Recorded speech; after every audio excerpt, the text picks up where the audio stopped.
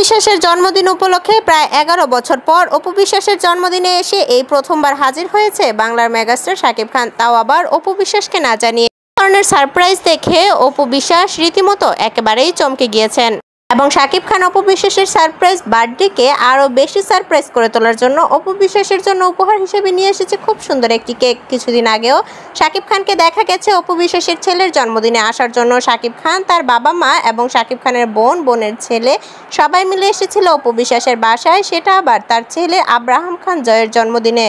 কিন্তু এবার শাকিব খান তার পুরো ফ্যামিলিকে বাদ দিয়ে একাই অপু বিশ্বাসের জন্মদিনে এসে হাজির হয়েছেন। রীতিমতো অপু বিশ্বাসের জন্মদিনে শাকিব খানকে কখনোই দেখা যায় না। প্রায় 11 বছর পর অপু বিশ্বাসের জন্মদিনে দেখা গেল শাকিব খানকে। অপু বিশ্বাস একটা শোতে জানিয়েছে, শাকিব খান প্রায়ই আমার বাসায় আসে, মাঝে মাঝেই তার সাথে একসাথে সময় কাটানো হয়, খুব দ্রুতই আসছে আমাদের দুজনের সিনেমা। শাকিব খানকে প্রায়ই দেখা যায় অপু বিশ্বাসের বাসায়।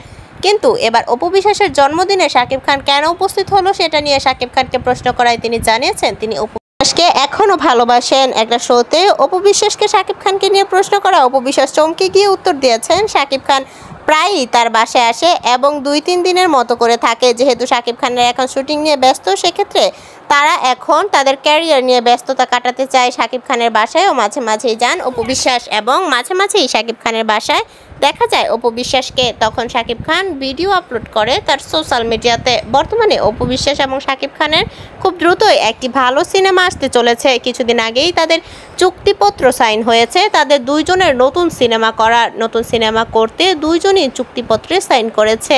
দুইজনকে এবার প্রায় আবারও অনেক বছর পর একসাথে দেখা যেতে চলেছে নতুন সিনেমায়। আপনারা যারা দেখতে চান তারা অবশ্যই কমেন্ট করবেন। অপু বিশ্বাস এবং শাকিব খানকে যারা আবারও একসাথে দেখতে চান তারা অবশ্যই কমেন্ট করবেন।